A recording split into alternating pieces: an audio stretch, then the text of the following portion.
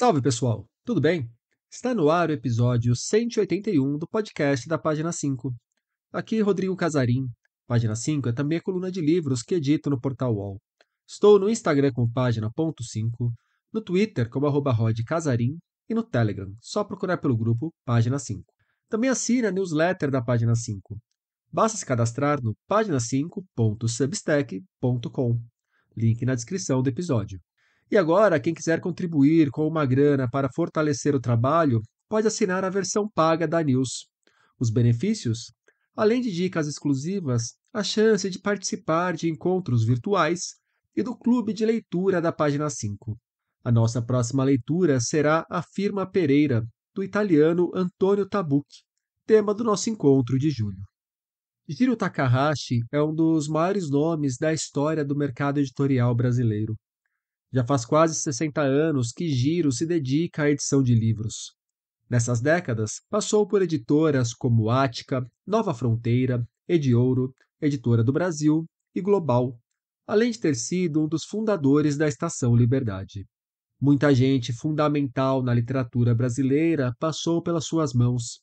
Clarice Lispector e Carlos Drummond de Andrade são dois exemplos. Murilo Rubião, um dos meus favoritos, foi revelado num dos muitos trabalhos de Jiro. Ele fala sobre o peculiar autor de O Pirotécnico Zacarias no papo a seguir. Jiro costuma ser lembrado, sobretudo, pelas coleções que ajudou a criar. Ele é uma das cabeças por trás de tesouros da história literária brasileira, como A Nosso Tempo, A Para Gostar de Ler e, sobretudo, a coleção Vagalume. Sim, também conversamos sobre bastidores dessa série de livros pensados para jovens, que até hoje mexe com as melhores lembranças de muitos leitores. No começo de maio, Jiro Takahashi recebeu o troféu Contribuição ao Mercado Editorial do Prêmio Publish News. É mais um reconhecimento pela admirável carreira. O papel de um editor, os caminhos para a formação dos leitores e alguns dos livros fundamentais da vida de Jiro também foram assuntos da nossa conversa. Jiro Takahashi, muito obrigado pela presença aqui no podcast da Página 5. Jiro, são mais de 50 anos já de mercado editorial. Muita gente conhece muito bem a sua trajetória, e quem não conhece muito bem a sua trajetória já vai ter tido uma ideia a partir da apresentação que eu vou gravar do programa, do episódio. Mas eu queria saber como é que tem sido sua vida hoje, Jiro. Você segue ativo, né? Como que é o Jiro Takahashi, editor em 2024? Como que você avalia essa caminhada de mais de meio século até aqui junto aos livros? Eu continuo na ativa porque são poucas coisas que eu sei fazer na vida, então eu tenho que seguir com isto, né? Senão eu não teria muita coisa para fazer, não sou muito hábil em outras coisas. Então, o que eu não quero dizer também que na parte editorial eu seja muito hábil, mas na verdade na parte editorial eu sempre dependi de colegas, né? Uma turma. Eu sempre digo que editar livro você não edita sozinho. Você pode até escrever um livro sozinho, você pode até ler o livro sozinho, mas editar sozinho é impossível, né? Então me faz juntar uma equipe e na verdade quem põe mais a mão na massa hoje são meus colegas, né? Meus amigos, tudo.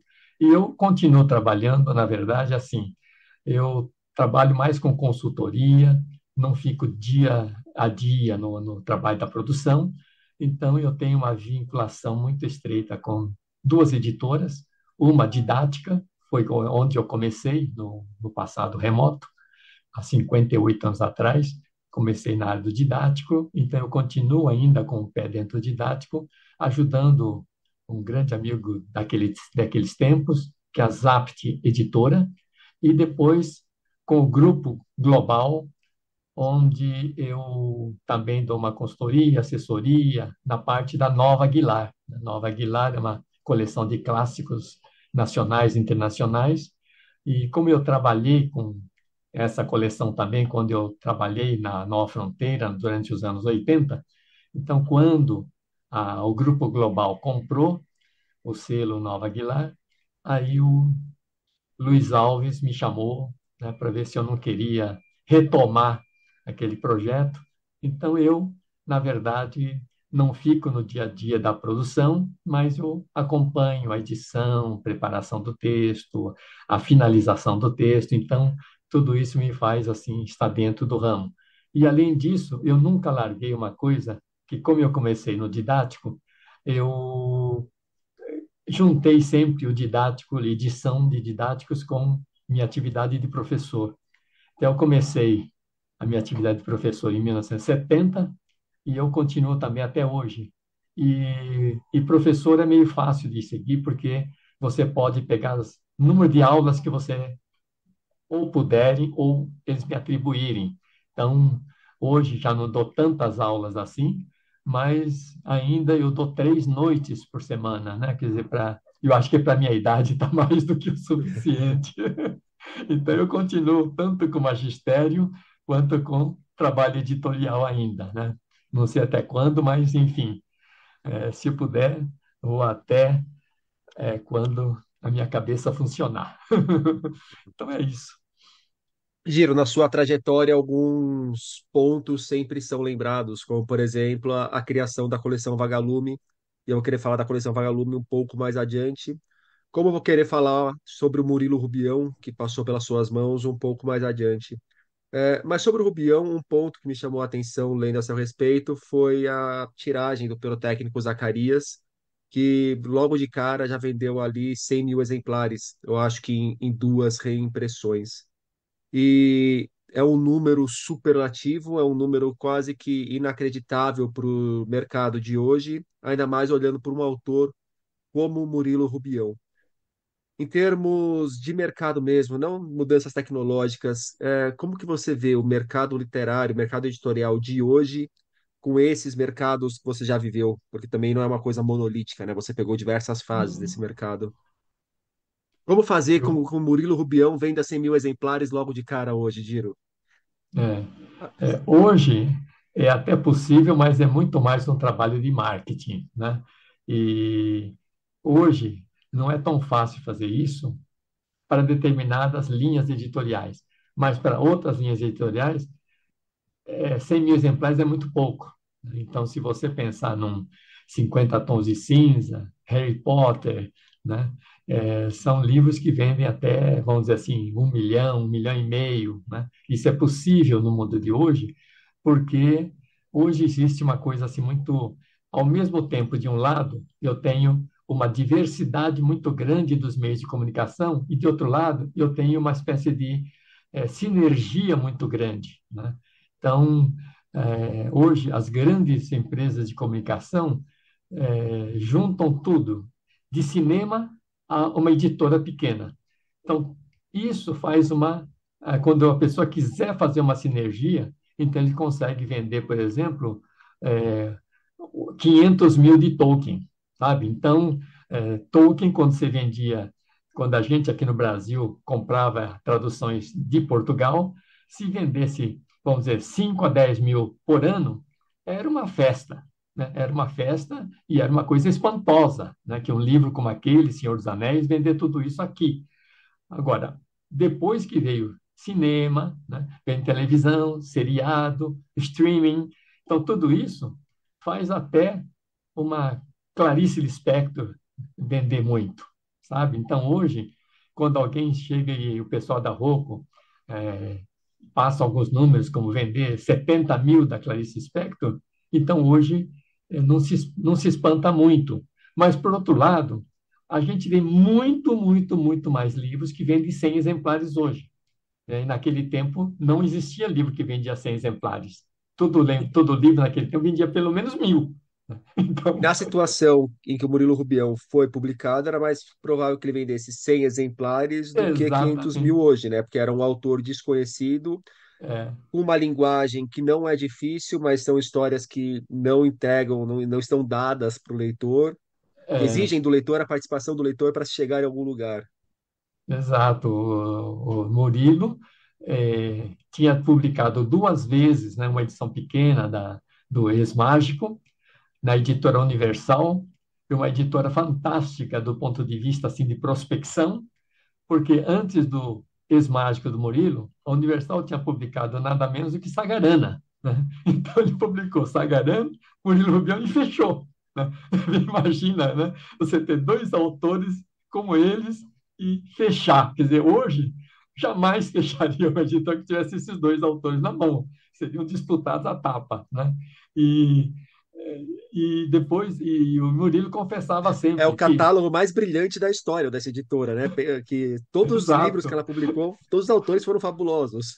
Todos os dois. foram. É o Juan Rulfo das edições. Exato. E o Murilo confessava sempre o seguinte, que para não dar prejuízo para a editora, ele comprou metade da edição, né, do bolso dele. E depois, quando saiu Os Dragões e outros contos uma década depois, ele também diz, eu não lembro quanto foi a tiragem que ele falou, mas ele falou, eu paguei metade, comprei metade da edição. Né? Então, veja, e quando nós fizemos aqueles 30 mil, ele é, até sair o livro impresso, ele tentou me demover da ideia. Né? Falou, não, Gílio, faz no máximo uns 10 mil. 10 mil já é uma loucura para mim. Você vai fazer 30 mil? Eu não quero carregar o peso de fazer uma falência de uma editora que está começando, que está indo muito bem, e eu vou ser responsável pela falência. Né? Ele dizia isso. Quem te apresentou o Murilo Rubião foi o Antônio Cândido. E tem um vídeo do Antônio Cândido que eu acho muito bom, dele falando sobre o Murilo. Certa vez eles estavam conversando e o Murilo Rubião desconfiou que ele fosse descendente de um personagem do Machado de Assis, contando a linhagem de loucos da família dele. Como que era a figura do Murilo? Para além de autor, essa pessoa. Parece que é uma cara muito peculiar e que, sei lá, eu sempre acho que o Murilo Rubião é uma coisa muito desperdiçada na nossa literatura, é um autor que mereceria muito mais atenção do que recebe. E me parece que é uma pessoa que tem muito mais histórias por trás do que as que já estão contadas. Ele era muito, muito, muito, como você disse, peculiar, né? Quer dizer, era muito diferente, era um pouco mágico, um pouco bruxo, um pouco uma coisa assim meio estranha, né? Quer dizer, ele tinha hábitos muito estranhos, né? Eu pude, né, ser uma das poucas pessoas a ir algumas vezes na casa dele e ele mostrava algumas coisas que ele fazia que eram assim coisa de ser eventualmente até internado, né? Porque ele copiava à mão, ele que era um bom datilógrafo, que é uma pessoa da burocracia, né? Ele escrevia à mão, ele fazia cópias de romances do Machado de Assis. Ele pegava assim o Quincas Borba, né? E pegava um caderno e ia copiando linha por linha o Quincas Borba, Dom Casmurro, sabe? E eu falei, mas que loucura é essa, né, de você fazer? Não, eu vou escrevendo à mão, né? E eu quero ver se a minha mão, sendo extensão daquilo que eu estou copiando, pega alguma coisa quando eu for escrever, aquilo sai meio automaticamente, né, dentro do espírito do Machado, né? Quer dizer, é uma coisa maluca, né? Uma coisa sem nenhuma, não digo nem suspeita científica disso, mas ele jogava isso, essa Ao coisa mesmo de tempo, uma coisa muito borgiana, né? e ele sim, né? Quer dizer, ao mesmo tempo ele esquecia muita coisa assim que ele tinha que carregar e outras coisas que ele carregava, botava a mão no bolso e saía coisas assim que ele não sabia por que ele tinha colocado lá, né? Então tinha uns objetos assim que ele pegava assim na mesa, tal, na casa dele, tal, saía com aquilo e de vez em quando ele pegava, botava a mão no bolso e tirava alguma coisa. Mas o que isso aqui está fazendo aqui no meu bolso? Não tinha nada a ver com o contexto. Então ele era muito assim no dia a dia, uma coisa muito especial, né? Então, era muito engraçado assim viver, assim conversar com ele, né? Você falou, né, das linhas que você trabalha hoje, a gente já passou pelo Murilo Rubião, tem as grandes coleções que a gente vai falar um pouco mais para frente. No dia a dia, Giro, o que que te dá real prazer de editar? Que, como qualquer trabalho, às vezes cai algumas coisas na nossa mão que a gente tem que fazer porque tem que fazer. Mas, como qualquer trabalho, tem as partes específicas do trabalho que a gente gosta mais, creio eu. É, sempre tem. Eu, às vezes, vou dar um palpite sobre um livro didático de matemática que está sendo inscrito no programa do governo, né? Para mim, na minha infância, eu gostei muito de matemática, né? Gostei muito de matemática, gostei muito de ciências. E, para mim, eram carreiras que eu seguiria, né? Alguma coisa que tivesse a ver com matemática, física, ou área de biologia, ciência e tudo. E a literatura era uma coisa minha, hobby, né? Eu nasci vendo livro, gostei de livro, e para mim livro não era profissão, né? Livro era um divertimento, como o pessoal joga bola, e eu jogava muito mal, era um perneta, aí, é um cabeça de bagre, como diziam hoje, e eu me divertia mais lendo livros em cima de uma árvore, tal, no quintal de casa, tal. Então, livro era uma coisa assim que, né, nunca pensaria que livro daria algum tipo de trabalho. Mas as condições da vida me levaram a trabalhar com livro, né? Foi uma coisa maravilhosa. É, mas assim, quer dizer, eu não. É, é uma coisa que entrou na minha vida, assim, de certa forma, até um pouco sem querer, quer dizer, querendo porque eu vivi no meio de livros sempre, né? Desde que me conheço por gente, antes de saber escrever e ler, eu já folheava livros, ganhava livros, tal e tudo, né? Então, agora, então, hoje, quando eu pego um livro de matemática e dá palpite sobre a edição do livro de matemática, é uma coisa que eu, confesso, não sei mais nada de matemática, mas não me desagrada. Eu, quando eu coloco para eu poder entender esse meu trabalho, eu começo a pensar sempre no seguinte: esse meu trabalho de editor e trabalhando dentro da edição, eu junto o trabalho de uma equipe que produz um livro e aqueles leitores que, no caso de matemática, estão trabalhando aquilo ou em casa ou na sala de aula. Então, eu vou fantasiando, né, vou simulando essa relação. E isso me ajuda muito a dar palpite, né? Como é que ele vai conectar com esse leitor, né?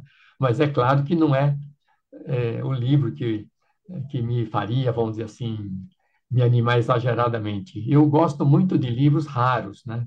Então, hoje, depois de ficar, assim, depois de estar com idade, eu ainda sonho, né? Para eu poder pensar em alguma coisa para o futuro, carregar algum tipo de sonho, eu fico levantando alguns livros que eu gostaria de editar, né? E fico espalhando para as pessoas para ver se alguém pega isso, e não preciso de eu editar, eu queria que se editasse, né? Então, por exemplo, o romance que é o inicial, inaugural do Japão, né? Que chama Genji Monogatari, que é História de Genji, narrativa de Genji, né? É escrito no século X, por aí, e até agora nunca saiu uma tradução no Brasil, né? Com uma comunidade de descendência até muito grande, né? A maior comunidade, acho, fora do Japão, e até agora eu não consegui um louco que fizesse isso. Antes eu tinha um sonho que era o Musashi, né? Que era um livro preferido da minha mãe, e esse eu consegui que a Estação Liberdade, que foi minha há um tempo, que eu abri a estação, publicasse, né? E fosse o grande livro de sucesso da Estação Liberdade até hoje, né? Então eu queria que o Genji, História do Genji, também saísse.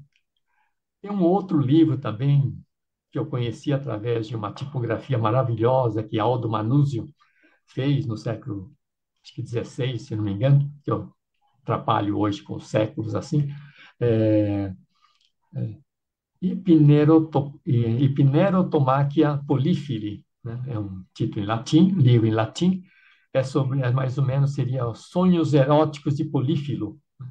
E esse também é uma edição poética muito, muito, muito especial. Eu gostaria de, antes de morrer, ver a edição em português desse livro, né? Que não vai vender nada, vai vender 30 exemplares, né? Provavelmente interessa a você, mas um grupo de pessoas por curiosidade, né? Então eu vou tentando criar. Agora, fora isso, os clássicos, como por exemplo, Fernando Pessoa, que deve sair até o final do ano na Nova Aguilar, me anima muito, né? É uma reedição, mas uma reedição que dobrou de tamanho antes da última edição, né? Então, isso me anima bastante, né? Quando eu trabalho com autores assim que estão merecendo uma publicação mais cuidada, tal, né? Então, essas coisas me animam muito. Agora, eu tenho conseguido não fazer coisas que eu detesto, né? Quer dizer, antigamente, O que metade hoje em dos dia livros que já eu é um publicava, feito. enorme, né? Não fazer o que É, detesta já é já é um uma objetivo de grande, vida. já é uma grande coisa para mim. Mas no começo da carreira, tudo, cansei de editar livros didáticos que eu não adotaria, que eu não aprovaria, né? E eu editava da melhor maneira que eu podia, né? Então, pegava alguns romances também, né, que o conselho, chamado Conselho Editorial, aprovava, né? E eu acabava lançando alguns, e deixando de lançar alguns livros que eu queria aprovar, aprovar, aprovar, e não conseguia convencer os meus colegas do conselho, né? Então, deixei de editar, por exemplo, na Ática, O Soldado que Não Era, do Joel Rufino, e queria tanto publicar aquele livro. E o conselho, por algumas razões que eu não lembro mais hoje, né, não aprovou. E depois eu fiquei um grande amigo do Joel até a morte dele, mas não consegui publicar o livro dele. Então, isso são coisas muito chatas na vida da gente também, né?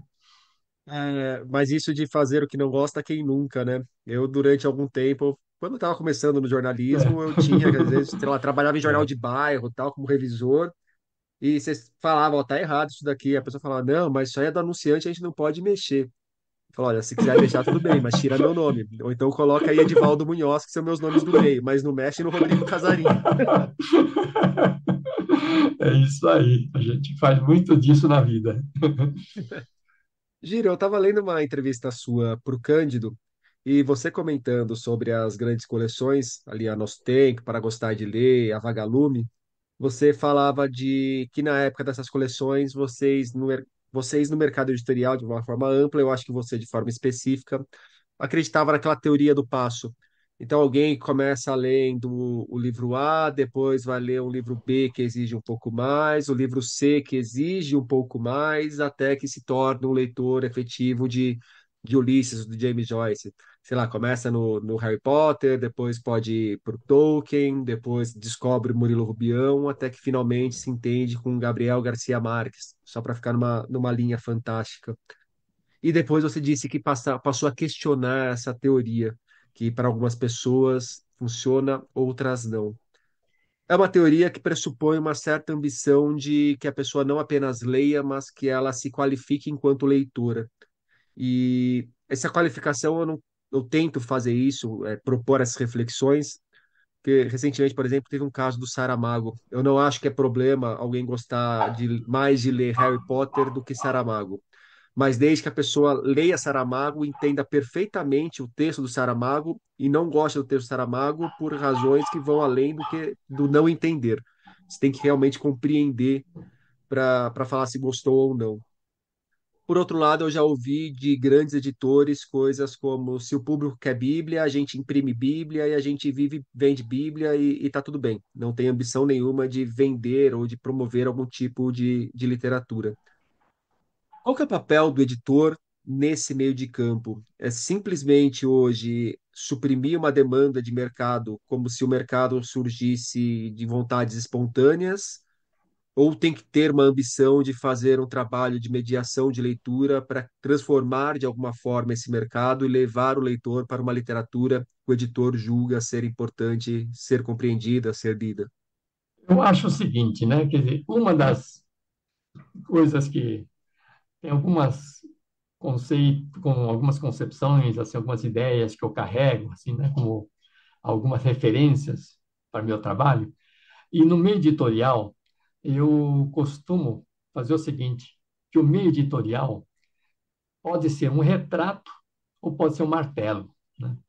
E me veio isso um pouco também em função do que o Engels uma vez disse que ele, quando queria conhecer a sociedade francesa, ele não ia atrás do sociólogo nem dos historiadores, ele ia atrás do Balzac. Ele dizia que Balzac retratava muito mais os meandros, as sutilezas, né, os bastidores da sociedade, o ethos da sociedade francesa, muito mais do que os estudiosos científicos, né, ele dizia, né, com respeito aos grandes sociólogos que ele tinha respeito. Mas isso também então, me fez pensar que tem editores que podem escolher retratar a sociedade, né? Então, eu devolvo para a sociedade o que a sociedade quer. Então, eu pesquiso o que a sociedade está querendo e eu dou exatamente aquilo e está tudo bem, né? A sociedade fica feliz com o que eu publico e eu fico feliz deles comprarem e o meu papel de editor que atende o retrato da sociedade está atendido. Só que eu acho que é possível fazer outro movimento, que é o do martelo, né? Então, você, sabendo que livro não vai fazer revolução, né? É, nenhuma coisa, instituição maior que seja, né? Educação, tal e tudo, a curto prazo não faz uma revolução, mas pode preparar gradativamente uma mudança de postura, de pensamento, conceito humano, tal, ideias, valores, né? Então, eu acho que essa ideia de martelo, quer dizer, você fazer várias edições que vão questionar o que está sendo escrito, né? Então, vai questionar os valores que estão em moda, né? Então, esse olhar, né, esse viés de martelo, é um risco muito maior, né? Mas dá para quem acha que isso é uma função importante, é uma coisa é, que é um grande estímulo, um grande incentivo, é instigante fazer isso, né? Você arriscar, né? Então, é, eu acho que, por exemplo, quando sai uma poesia concretista, por exemplo, né, é, eu posso gostar ou não gostar, mas eu acho que propor isto, eu acho ótimo. Sabe, a proposta de uma coisa nova, eu acho que é um martelo, que às vezes você constrói uma coisa com martelo, e às vezes você só destrói e não, não põe nada no lugar, né? Então, é isso que pode acontecer, né, nessa utilidade ambígua do martelo, né? Mas eu acho que quando passei a editar livros assim com maior, assim, tipo, quando a Ática passou a aumentar a linha de literatura e na Nova Fronteira, que tinha assim uma possibilidade de lançar muito mais, então a gente ficava nessa ideia. Esse livro vai para uma tendência martelo. Esse livro vai mais para atender o pessoal que quer um retrato, quer o espelho, né? Eu quero espelho, então eu dou esse livro. O outro não. O outro está querendo é, se sacudir, se agitar, então precisa de outro livro, né? Então, editoras que, por exemplo, como Companhia das Letras pode fazer isso, uma Record pode fazer isso, editoras grandes podem fazer isso. Editoras pequenas, a tendência é que ela siga, né, uma busca e vá em cima dessa busca, né? É, a Patuá, por exemplo, fez uma coisa contra a corrente, né? Então, ninguém quer poesia, eu vou começar com poesia e vou continuar com poesia.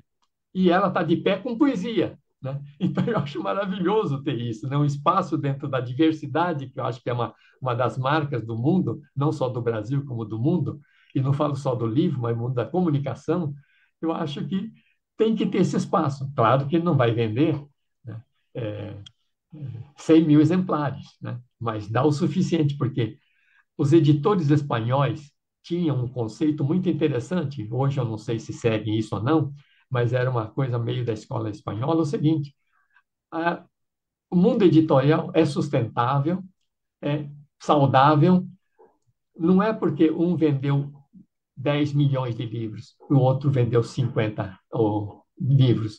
Ele dizia o seguinte, que para estar saudável, você tem que atingir o que você esperava.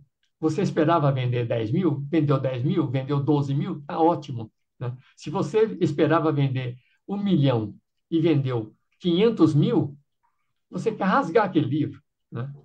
É, Só deixa eu uma fazer um editora. parênteses só Ah, para ilustrar para os ouvintes, porque eu não sei quantos ouvintes eles acompanham de perto esses é. grandes booms do mercado editorial, mas isso aí de você apostar em 1 milhão e vender 500 mil acontece pra caramba, principalmente nos Estados Unidos e na Inglaterra.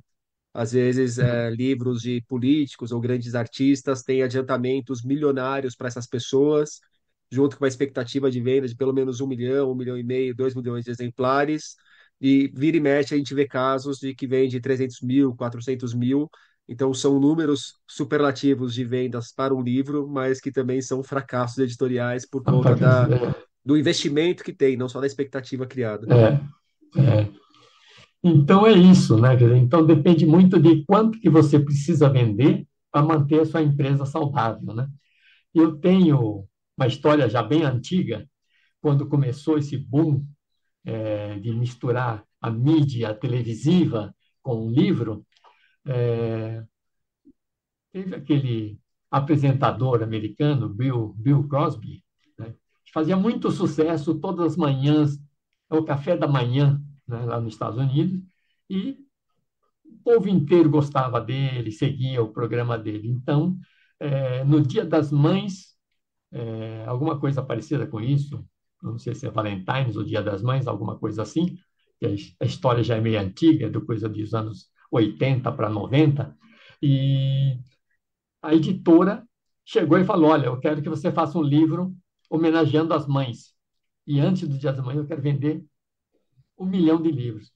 E o livro vendeu algo em torno de 1,5 milhão de livros, um exemplar, né? 1,5 milhão, um título. Aí a editora falou: Bom, agora todo mundo vai cair em cima dele. Antes que alguém caia em cima dele, eu vou já fechar o mercado para ele. Vai ser exclusivo nosso. Aí contratou mais 5 livros dele, para sair um por ano, e aí deu adiantamentos para conseguir, porque ele é uma pessoa de mídia, ganha milhões, tá bem? Então a editora teve que pagar milhões, coisa que a editora normalmente não fazia, né? Aí, mas vendeu 1,5 milhão no primeiro. O que o editor pensou? O segundo dele vai vender 3 milhões. O terceiro vai vender 4 milhões. E o último adiantamento, acho que era em cima de 5 ou 6 milhões. Quer dizer, é difícil acontecer isso, né? Isso é quem não está acostumado com o meio, porque no meio editorial, o primeiro vende 1 milhão, o segundo vai vender 600 mil, né? Normalmente é assim, o pessoal de editoras assim brasileiras tem essa noção, né? Sabe que o segundo sempre vende menos que o primeiro e assim por diante. E eles adiantaram alguma coisa assim inimaginável, né, de valores. E aí, no segundo ano, eles esperavam vender uns 3 a 4 milhões, fizeram essa tiragem, fizeram orçamento, gastaram publicidade para vender 3 milhões e vendeu 1 milhão. 1 milhão que foi o livro mais vendido do ano, né? Foi o livro mais vendido do ano, mas que levou a firma à falência. A firma teve que cancelar os contratos seguintes, não fez mais os outros livros e praticamente desapareceu a editora. Porque o adiantamento gigantesco que eles tinham dado para livros futuros é que fechou a editora. Que a editora sabia Aham. que o segundo vendeu menos, o terceiro vai ser menos ainda, e eles fizeram uma progressão positiva, quando a realidade faz uma regressão positiva, a regressão real, né? Então, o mercado editorial tem essas particularidades que o pessoal às vezes não leva em conta, né? Então, acontece isso às vezes, né? Giro, e numa conversa dessas contigo, não tem como a gente escapar também das coleções que você ajudou a criar a nosso tempo, a para gostar de ler, e principalmente a coleção Vagalume. A Vagalume é uma coisa impressionante, como até hoje suscita paixões, mexe com o imaginário dos leitores. Queria ouvir de você um pouco como que foi criar essas coleções e como que vocês foram construindo o sucesso dessas coleções. O início, na verdade, dessas coleções foi uma outra que fez muito sucesso no começo dos anos 70, que é a série Bom Livro. Foi a primeira série que a Ática publicou que não fosse didático, mas nós chamávamos de paradidático, né? Eram os clássicos nacionais. Como naquele tempo a literatura infanto-juvenil não era normalmente dada em escolas, né? E então nós publicávamos José de Alencar, Macedo, Machado de Assis, né? Bernardo Guimarães, então era esse pessoal, né? Gonçalves Dias, etc.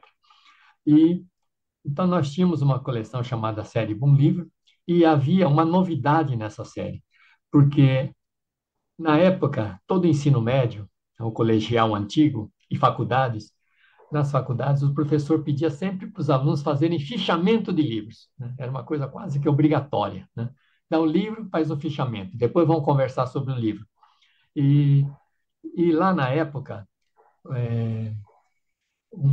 um tio meu, que também era professor de literatura, acho que é o primeiro descendente de japoneses a ser professor de português aqui no Brasil, e primeiro poeta também em português aqui no Brasil, sendo descendente de japoneses, ele trabalhava, não digo assim dentro da Ática, mas ele era professor do curso que funcionava, que o cujo dono era o dono da Ática. Era um cursinho, né?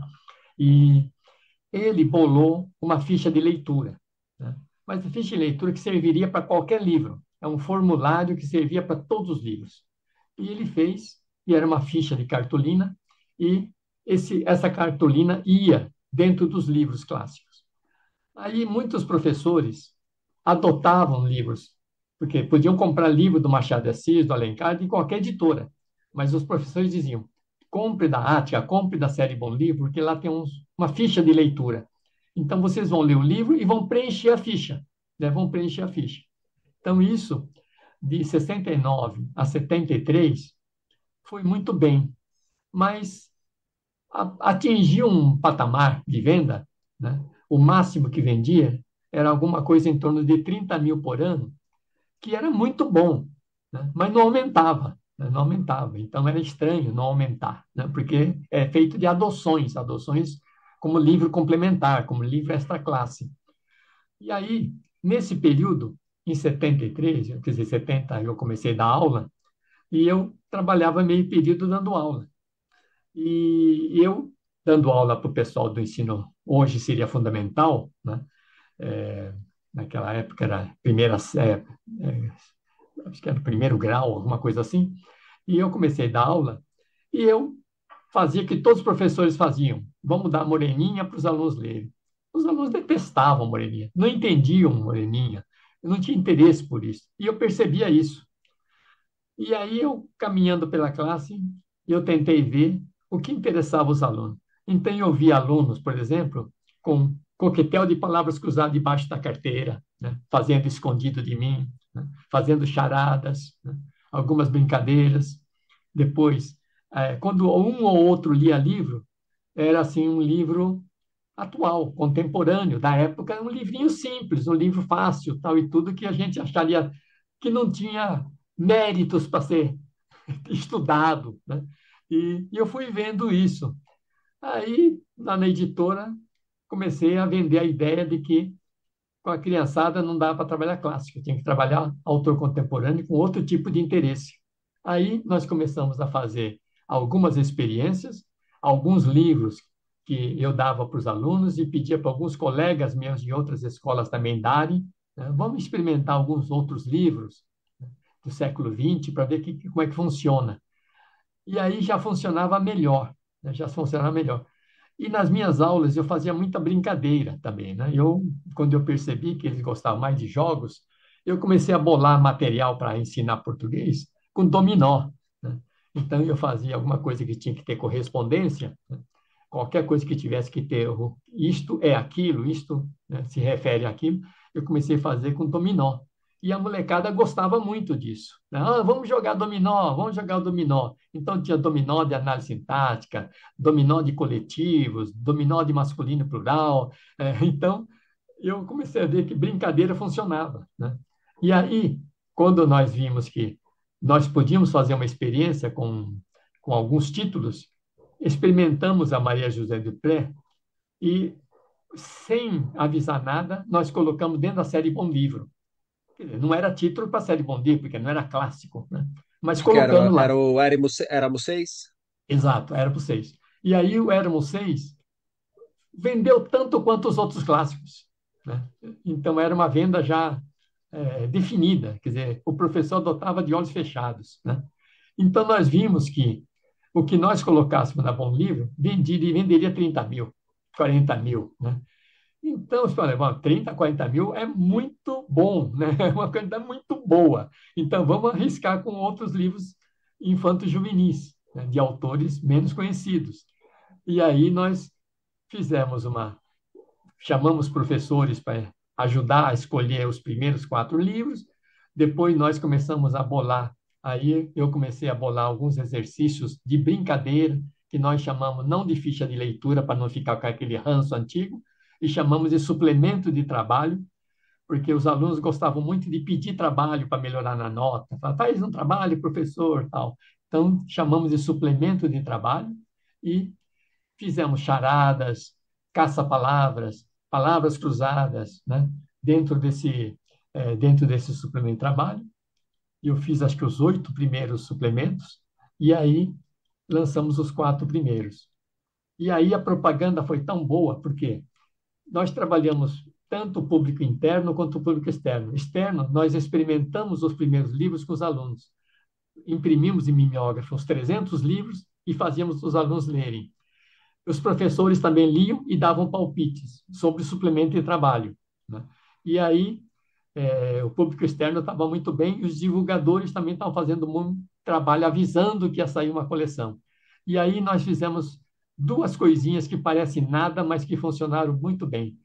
Fizemos um concurso de layout da edição, né? Esse foi um concurso nacional aberto para todo mundo. Todos os designers podiam ter feito.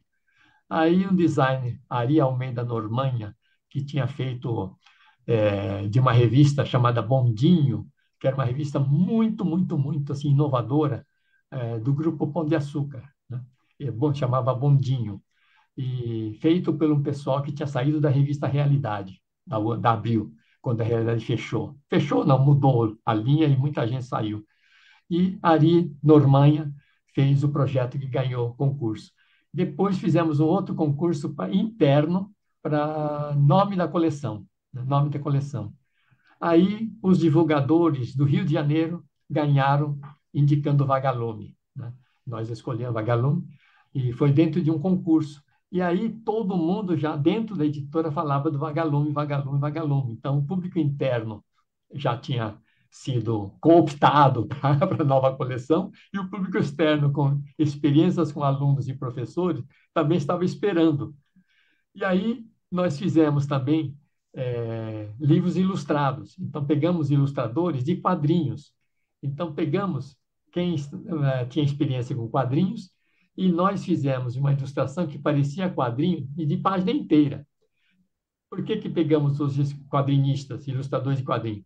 Porque essas ilustrações de página inteira, no suplemento de trabalho, aberto dentro do suplemento, eles apareciam em como é que chama? Miniatura, os desenhos, e os alunos, quando iam fazer o suplemento de trabalho, eles fariam um resumo do livro, olhando, colocando legenda para as ilustrações, eles tinham o resumo do livro. A gente não falava, você vai fazer o resumo. Não, você vai fazer legendas, você vai fazer parte de uma criação de uma história em quadrinho, você vai bolar legendas baseadas no livro que você leu, né?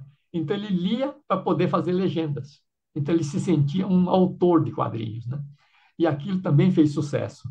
E o livro, com ilustrações também, o pessoal folheava e encontrava assim 12, 15 ilustrações no livro, achavam mais fácil de ler. Aí, logo de cara, aumentamos a expectativa de venda para 60 mil exemplares, não 30 mil. Aí fizemos uma grande propaganda, tal e tudo, e os primeiros 4 livros não venderam só 60 mil, venderam mais de 100 mil exemplares, né? Porque veio aquela coisa de boca a boca nas escolas, né? E aí foi um sucesso grande. E a experimentação dos livros de Vagalume, até o momento que eu saí da Ática para ir para a Nova Fronteira, nós nunca deixamos, nunca abandonamos, né? Então, o livro Éramos Seis na Bom Livro, para nós era uma espécie de número zero. Número zero que a imprensa fazia quando lançava uma revista, né? Então, nós começamos a pensar em número zero sempre. Então, fazia um número zero, que é o protótipo, faz uma tiragem pequena, experimental, né? E quando funcionasse, aí saía mais rápido, tranquilo, porque era só reimprimir, né? Reimprimir o protótipo. Então, começou a ficar barato, barata a produção do livro, e aí, quando a coisa pegou, aí os autores vinham para a editora, né? Aí é aquela coisa, você quer chamar borboleta, é só criar um jardim bonito, né? Então, você criou uma coleção que estava muito promissora, os autores vinham, né? Então, foi fácil prospectar os autores, porque o problema era até escolher no meio deles alguns, porque nós só publicamos 4 livros por semestre, né? Então, nós tínhamos um limite, porque senão nós íamos o que se diz muito ainda, canibalizar o mercado, né? Então, o professor pode até não gostar muito, mas eu não tenho muita escolha e eu quero adotar um livro desse. Então, acabava adotando os quatro, né? Era um primeiro, segundo, terceiro, quarto ano do ginásio, então, um para cada série que a gente colocava para eles, né? Com recomendação, um livro um pouco mais fácil, um pouco mais difícil. E aí o livro estourou, aí foi tranquilo. E foi dentro desse estouro que acabamos também querendo fazer a nosso tempo, que seria para o ensino médio e para faculdades, né? E aí nós resolvemos inaugurar com o Murilo Rubião. Então, já dentro do sucesso da Vagalume, né? Então, o sucesso da Vagalume alavancou, de certa forma, o início do nosso tempo, né? Sem Vagalume não teríamos Murilo Rubião, de repente? Provavelmente não, porque se tivesse fracassado, né, nós talvez não fôssemos adiante com esse tipo de livro, né? Então, porque os professores começaram a pedir, né? Os professores que davam aula no ensino médio, falaram, por que que vocês não fazem alguma coisa parecida para nós no ensino médio? Porque eu não posso pegar esses livrinhos como o caso da borboleta tíria, né, para ensino médio, né? Quer dizer, então os livrinhos assim mais o xisto no espaço, aventuras de xisto, não dá para o ensino médio, né? Então, aí que O- nós fomos atrás. Você tem algum Vagalume favorito? Não, não tem. Eu tenho, assim, pela produção que a gente tem alguns livros que eu tenho, assim, uma ligação mais de perto, né? É, da Ilha Perdida, da Maria do Epé, porque foi o primeiro livro, né? Foi o primeiro que saiu com o maior sucesso na época e continuou sucesso todo o tempo, né? Até hoje alguém ainda quer adotar ainda um ou outro, né? E um que eu tenho também muita, assim, a produção foi muito legal também, é o Escaravelho do Diabo, né? Porque a Lúcia Machado de Almeida nos ajudou tanto a editar o livro e nós iríamos interferir no texto dela, né? E era uma coisa assim que a gente achava que não era ético. Então, tivemos que ter uma boa conversa com ela, por que que nós queríamos mudar algumas coisas, né? E aí ela foi tão generosa, né, que aquilo deu ideia assim de como é fácil discutir abertamente, de uma maneira transparente com os autores, né? Você fica com aquela imagem de autor, que é aquele cara que não quer que mexe numa vírgula, nisso, aquilo, né? Numa maiúscula, tal. E a gente então, por timidez ou receio, né, nunca falávamos. E com ela a gente foi assim com muito cuidado, mas ela agradeceu tanto que a gente falou não, a gente como editor, tem que dizer o que a gente acha. O máximo que ele pode falar, não quero, né? Não concordo, né? Então, ela usava muito, como era muito normal antigamente, muito pretérito mais que perfeito simples, né? Eu estivera, eu comprara, né? Eu ganhara, né? E a gente dizia que os alunos tinham falado, né? Que achava estranho isso, porque quem não lia com muita facilidade era capaz de ler como futuro, sem um acento, mas ler comprará, né? Estiverá, sei lá. Então, falamos se ela não poderia, nos casos de diálogos nas conversas dos personagens, mudar para tinha comprado, ele tinha ido passear, né?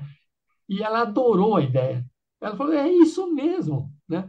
Meus netos não falam desse jeito que eu escrevo, falam desse outro jeito, né? Então ela agradeceu muito e mudou. Nos diálogos mudou tudo, sabe?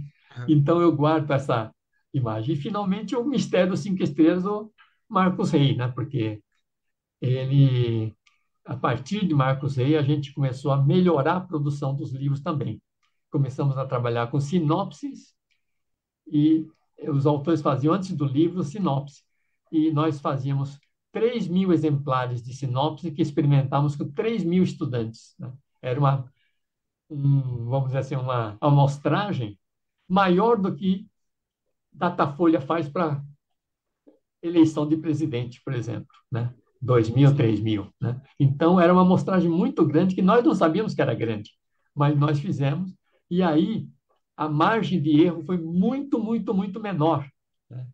E o autor não só fazia com segurança, animado, porque eles gostaram da sinopse, como também pedíamos para os professores e alunos darem sugestões para melhorar o livro. Então, no Mistério Cinco Estrelas, por exemplo, surgiu a sugestão de várias classes pedindo que colocasse cadeirante como personagem.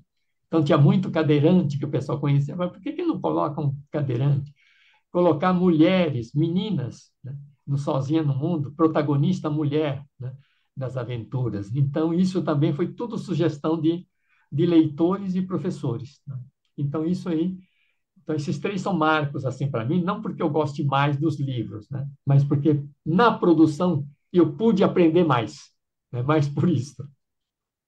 E como que você se sente hoje na hora que você vê todo esse carinho que ainda existe pela Vagalume? E quando pinta qualquer matéria na internet, é sempre uma enxurrada de comentários é, felizes, também muito saudosistas a respeito da É. série.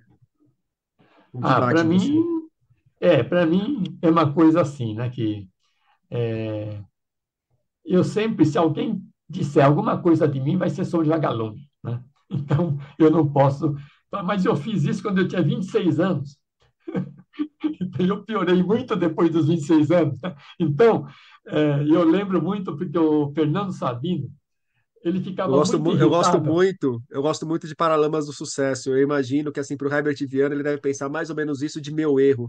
Poxa, essa música já está com quase 40 anos e aqui ainda bomba. Então a gente vai viver isso, né? Quer dizer, primeiras músicas dos Beatles, sabe? Quer dizer, É, então isso aí não tem jeito, isso é do humano, né, do emocional, tem tudo junto, né? Então, o Fernando Sabino ficava muito irritado quando as pessoas iam conversar e falavam do encontro marcado. Pô, esse encontro marcado eu escrevi quando eu tinha 17 anos, né? E vocês vêm me falar do encontro marcado, ele ficava muito irritado, né? Então, e eu falei, mas você não pode ficar irritado, né? Porque é, você tem que dizer que já com 17 anos você era um gênio, né? Tal. Então, como eu falava muito isso para ele, então eu tento me dizer isso, né? Quer dizer, na verdade, e para mim é muito mais fácil pensar assim, porque é um trabalho de equipe, né? É um trabalho que você faz para uma editora, eu não fiz para mim, né? Eu fiz para a editora, pensando nos leitores e nos professores. Quer dizer, então, não foi uma coisa feita para mim, né? Então, Vagalume foi. E é um tempo que eu estava muito animado com aulas, né? Depois eu comecei a dar aula em faculdade, então diminuiu um pouco essa questão, essa relação com o aluno, assim, criança, é diferente do aluno adulto. Né? Você gosta do mesmo jeito, mas é uma relação mais, é, vamos chamar meio de adultos, né? Profissional até. E com criança, não, é uma coisa muito afetiva, né? Que você tem. Então, tudo isso, e eu fui me distanciando um pouco disso, e, e hoje, eu acho que eu não seria capaz de editar livros infantos juvenis, a não ser dar palpites para mudar, é, não fazer só livro, né? Um livro, quando for pensado hoje, para jovens, eu acho que tem que pensar um conjunto de produtos e não um livro. Né? É aquilo que o mercado de comunicações fez com Harry Potter. Né? Harry Potter hoje é uma seção da Disney World. Né? E, então, é isso que a pessoa tem que ter como ambição, né? Quando vai fazer o Mistério dos Cinco Estrelas, hoje, é não pensar só no livro, é pensar num streaming, pensar num seriado, pensar em produtos, pensar em um monte de coisa junto com o livro, né? Filme é óbvio, né? Mas outras coisas também, como games, sabe? Então, muitos games você poderia bolar, né? Muito na base de labirinto, de investigação, o Mistério dos Cinco Estrelas, né? E as editoras não pensam muito nisso, né? Quer dizer, infelizmente, né? Eles acham que isso descaracteriza a literatura, né? Quer dizer, eu acho que não, quer dizer, quem gosta de ler vai ler e quem gosta de game vai fazer game, tudo bem, né? E eu não teria essa restrição, né, para isso. Mas não seria mais hoje assim minha área assim de, vamos dizer, não ando tão por dentro disso como antigamente eu era, né?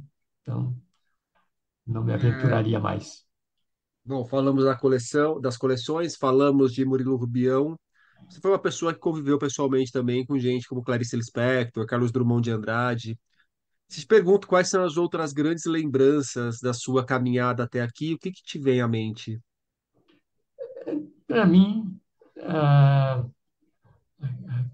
assim, para mim vem à mente aquela coleção de autores brasileiros, né, que não foi um grande sucesso comercial, que na verdade foi, não foi para a Ática, para a expectativa da Ática não foi uma grande coleção, mas publicamos mais de 100 livros de autores praticamente inéditos, né? E aquilo me dá assim uma coisa muito boa, porque eu encontro gente assim como Fernando Bonassi, Isaías Almada, o Luiz Rofato, eles todos chegam e falam. Luiz Rofato um dia me chega e fala: Olha, gente, eu virei escritor porque eu queria publicar um livro na coleção de autores brasileiros.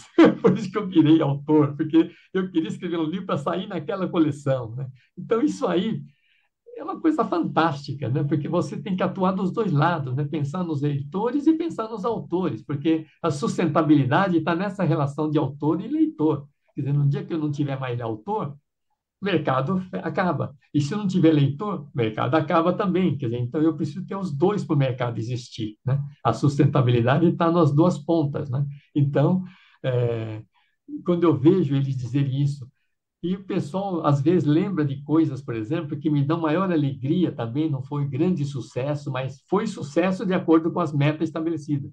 Mas na Nova Fronteira, quando publicamos lá a Poesia de Todos os Tempos, né, é uma coleção que eu acho até hoje assim que me dá um orgulho muito grande, né? Não só pelos livros, mas pela maneira como a gente fazia o livro, né? Quer dizer, eu, naquela época, eu tinha 37 anos na época, para trabalhar com poesia de todos os tempos, eu não teria assim, um cabedal, um repertório para fazer uma coisa dessas. E eu tinha dois consultores maravilhosos que me ajudaram muito, né? Um era o Paulo Rona, que era o meu consultor de tradução, e o outro era Alexandre Eulário Pimenta, que era da Unicamp, né? Um grande erudito, né? Fora um dos sócios da editora, que é o Sebastião Lacerda, pai do Rodrigo, que é também uma cultura, sabe? Um repertório maravilhoso que poucas vezes você vê no empresário, né? Uma pessoa que estudou todo tempo fora do Brasil, tendo uma cultura assim muito sólida, né? Então, conversar com Pai do eles, e Rodrigo, no caso, o Rodrigo é o Rodrigo Rodrigo Lacerda, Lacerda, hoje editor da Record. isso, Rodrigo Lacerda. Às vezes, com um amigo, é que a gente acaba até falando assim, sem querer, mesa de bar, né? É um É, boteco, né? Então, a mesa de bar, a gente vai falando assim, né? Não está pensando tá tudo na bem. Eu mídia. abro Né? parênteses aqui só para explicar Isso, para quem nos ouve. isso.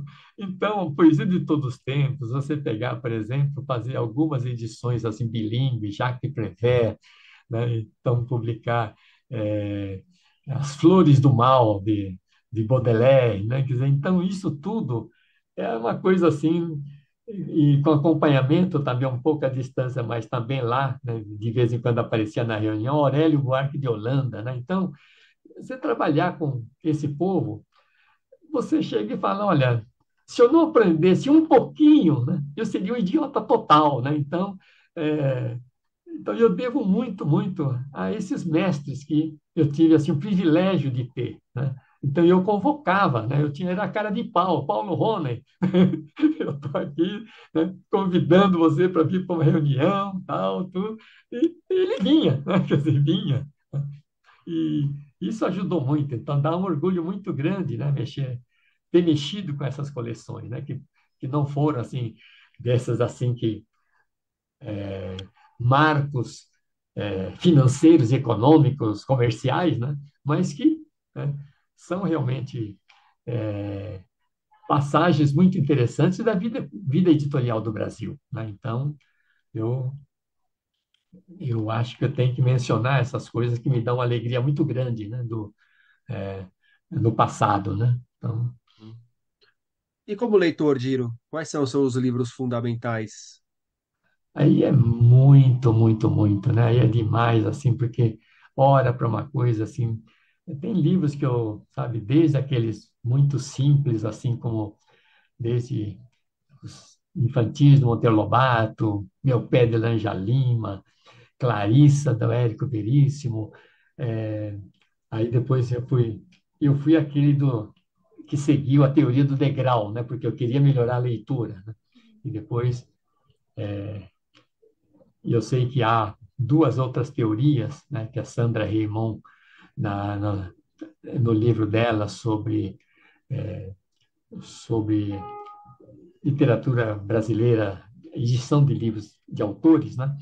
Ela fala, né, que então tem uma teoria que é a teoria do hiato, né? A teoria do hiato é a teoria que vai separar sempre.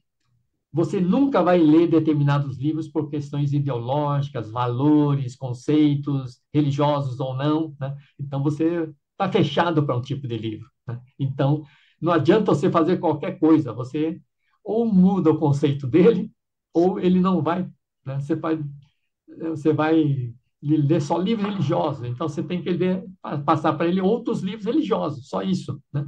Então é a única coisa que você pode fazer. O, e, e tem outra teoria que é da diluição, né? Que então você pode é, melhorando, mas você vai fazendo uma diluição do seu gosto, né? Quer dizer, não é por degrau, mas sim por uma seleção das coisas, né, que sobra da sua formação como leitor, né? Então tem. Agora, degrau para mim foi bem isto, porque aí eu fui lendo todos os clássicos até hoje. Machado para mim nunca saiu eh, da minha lista, assim, sempre de qualquer coisa assim eu vou ler Machado, né? E é, poetas também que vão desde Walt Whitman a Fernando Pessoa, né? Passando por Drummond e Bandeira, né? E, e os poetas novos também, porque eu acompanhei muito o pessoal da catequese poética, do Lindolf Bell, Rubem Jardim, que acabou de falecer agora, algumas semanas atrás. Então, eu acompanhava, eu era um moleque de 18 anos, que eu ia acompanhar esse grupinho, né, que declamava poesia no viaduto do Chá, na frente da Biblioteca Mário de Andrade. Eu era um daqueles que ficavam lá acompanhando lá no gargarejo, tá? Então, tudo aquilo tem essa coisa meio afetiva, né, que você carrega assim, né? E quando tem alguma coisa ligada a eles, então eu vou lendo tudo, né? E eu comecei a trabalhar na Ática como datilógrafo, e a Ática começou fazendo livro de mimeógrafo, e eu era datilógrafo de estêncil, né? E quando eu até tive uma pequena editora quando eu estudava direito, porque minha primeira faculdade foi de direito, e eu e mais dois amigos malucos criamos uma editora de mimeógrafo dentro da faculdade, né? Para lançar ou livros trotskistas, de um lado, ou então livros de poetas, né? Livro de poesia ou livros de difusão do trotskismo. Eram duas coisas assim que a gente fazia numa editora que se chamou Rosa Blindada. Nós criamos um nome, a Rosa Blindada para a editora. Era tudo mimeografado. Muito antes de, nos anos 70, sair a Nuvem Cigana no Rio, que era uma editora geração mimeógrafo, né? Que Aham. fazia fazia alternativa, tudo, né?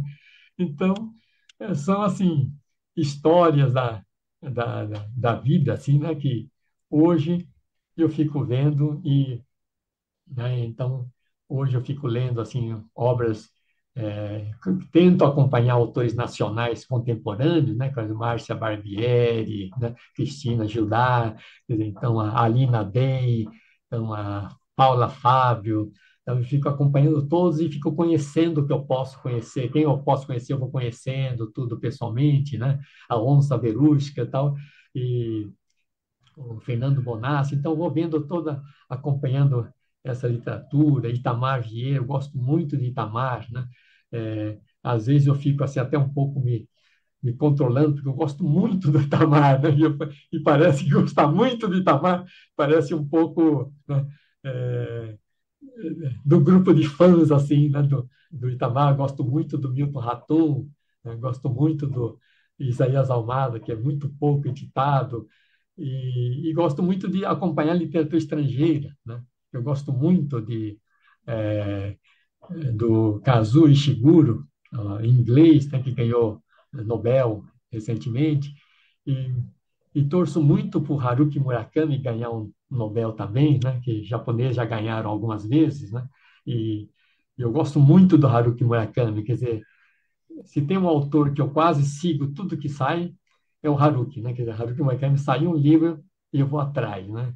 E então, é, e a minha pressa é grande, então eu normalmente leio Haruki Murakami em inglês, né? Quer dizer, eu não leio em japonês, então eu sou obrigado a ler em inglês, que em inglês traduz rápido, né?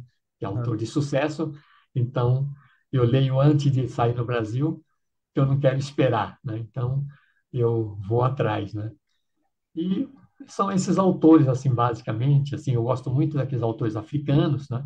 O, gosto muito de, tanto do Miyamoto quanto do Pepe Tela, né? Pepe Tela eu conheci. Então, eu gosto, assim, de... A Chimamanda também, eu gosto muito da É. Chimamanda, né? Você tem o É. mesmo problema que eu, Giro. O Gosta mundo é de muito muita grande e o gente. tempo é muito É, curto, né? Então, eu não gosto muito de falar sobre autores que eu gosto, porque não tem fim, né? Um puxa o outro, sabe? Quando eu falo de autor africano, aí já lembro da Chimamanda, que nem é, que mora nos Estados Unidos hoje, tudo, mas é assim, né? Giro, para a gente fechar o nosso papo, então, me indica um livro. E se quiser facilitar a sua vida, pode até ser um livro de algum autor que você não gosta, não tem problema. É, gosto da Garota que Não Se Calou, é uma autora africana, né? Eu gosto, foi um dos últimos livros também que eu li, né? A Garota que Não Se Calou. Eu gosto muito de ler alguns livros que para mim são pontes para juventude, sabe? Então eu não, eu gosto de ler livros que se os jovens não leem, deveriam ler. Então, se eu tiver que, por exemplo, indicar para jovem, então, né, às vezes netos ou filhas bem perguntam tal, então eu tenho que ter sempre alguns livros do que esses livros assim que eu quero só para mim, não adianta indicar para eles que eles vão Aham. achar muito chato, né? Então, então é Muito isso que bom. eu acho que tá bom. Muito Giro, obrigado, Rodrigo. Muito Giro obrigado pelo Takahashi, muito papo. obrigado pelo papo. Eu que agradeço. Foi excelente. Tá ótimo, então. Fico à disposição para qualquer outra coisa no futuro, tá? Então, Valeu. e parabéns pelo seu trabalho também na página 5, tá maravilha. É uma coisa das coisas boas que a internet nos dá hoje. Obrigado. Agradeço.